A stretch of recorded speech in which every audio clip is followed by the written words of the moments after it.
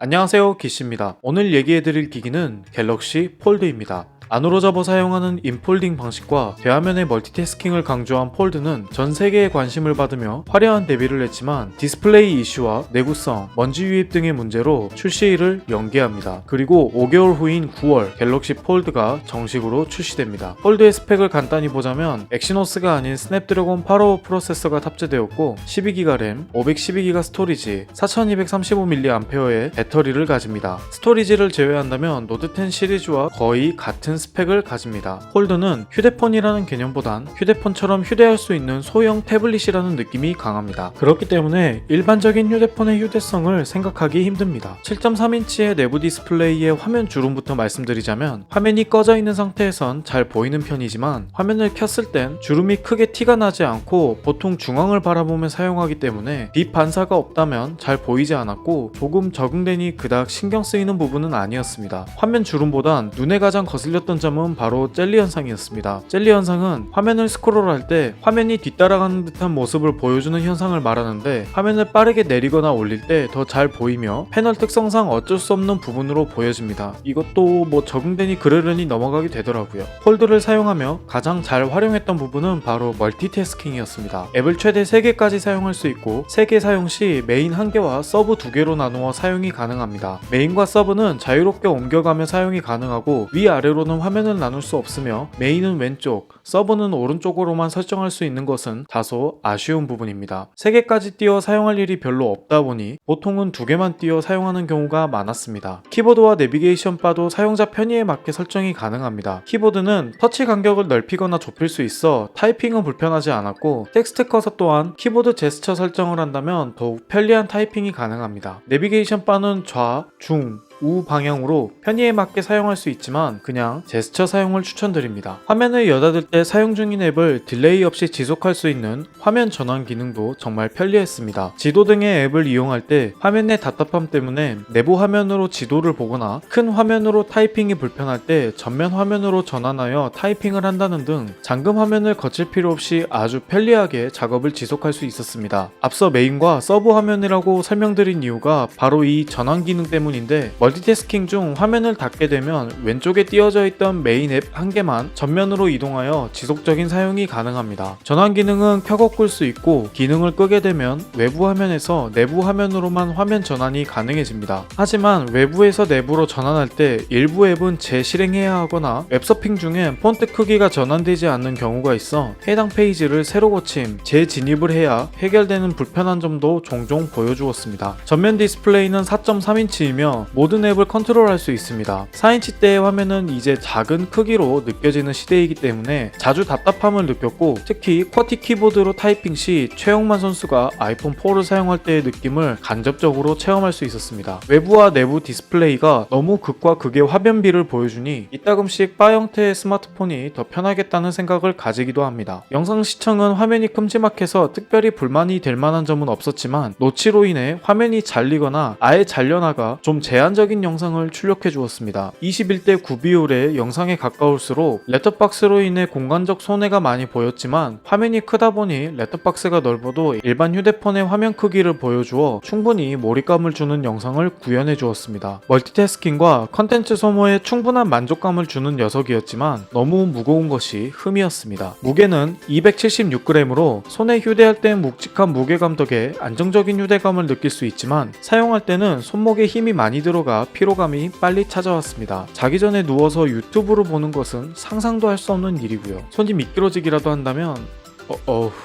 태블릿으로 따진다면 가벼운 축에 속하지만 삼성은 태블릿이 아닌 휴대폰으로 구분하고 있기 때문에 1.2배에서 1.5배가량 무겁고 최근 출시한 아이폰 SE 2세대와 비교하면 무려 1.8배가량 무겁습니다. 이런 무거운 무게를 잊게 해주는 것은 바로 디자인이었습니다. 전 후면의 블랙과 실버는 모던하고 고급스러움을 충실히 보여주며 여기에 메탈 소재의 힌지가 입체감을 더해주어 각 잡은 군대 이불 같은 디자인, 고요하지만 찬란한 존재감을 지닌 디자인이라 말씀드릴 수 있겠습니다. 상단엔 2차 마이크, 스피커, 하단엔 마이크, 스피커, 충전 단자, 측면엔 볼륨 버튼과 전원 버튼, 지문 인식 센서, 유심 트레이가 자리 잡고 있습니다. 버튼 조작은 불편하지 않았는데 지문 인식은 될 때는 잘 되지만 안 되면 한도 끝도 없이 인식을 못하는 상황이 자주 있었습니다. 스피커는 영상 시청 시 양손으로 막는 경우가 많아 같은 위치에 두지 않고 위아래로 한쪽씩 두었다면 더 좋았을 것 같습니다. 평소 왼쪽으로 돌리지 않고 오른쪽으로 돌리신다면 특별히 신경 쓸 점은 아닙니다. 삼성의 초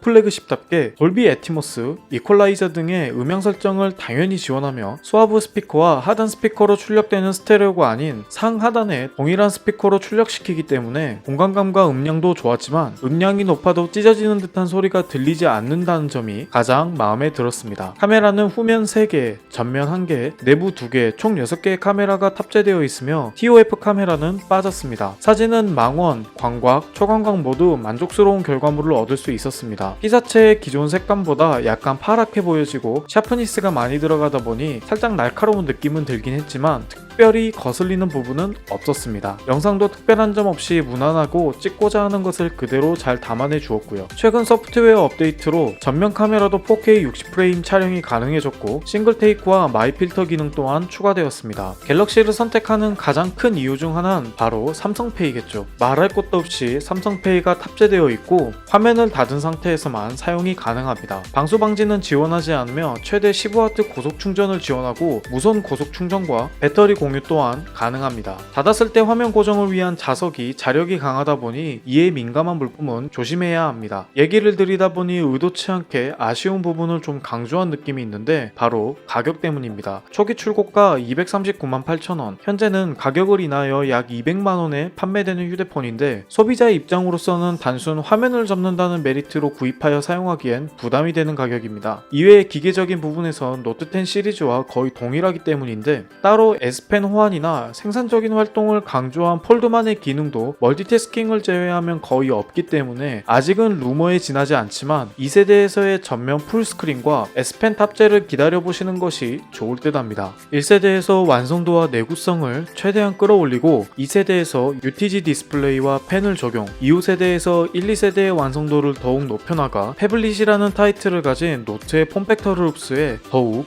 노트다운 폼팩터를 완성시켜 나가는 것이 폴드의 방향이라면 아직은 부족하지만 실사용에 큰 문제가 없는 완성도와 내구성만으로도 1세대의 폴드의 역할은 충분히 다 해주었다 생각합니다. 다음 세대 폴드 공개가 몇 개월 남지 않은 상황에 새로운 폴드는 어떤 변화를 불러올지 기대가 됩니다. 중고 가격으로도 저렴하진 않지만 사용할 기회가 생긴다면 꼭 사용해보시길 추천드리는 갤럭시 폴드였습니다. 오늘도 제 부족한 영상을 시청해주셔서 감사하고 영상이 마음에 드셨다면 구독, 좋아요, 알림 버튼 꼭 눌러주세요. 시청해주셔서 감사합니다.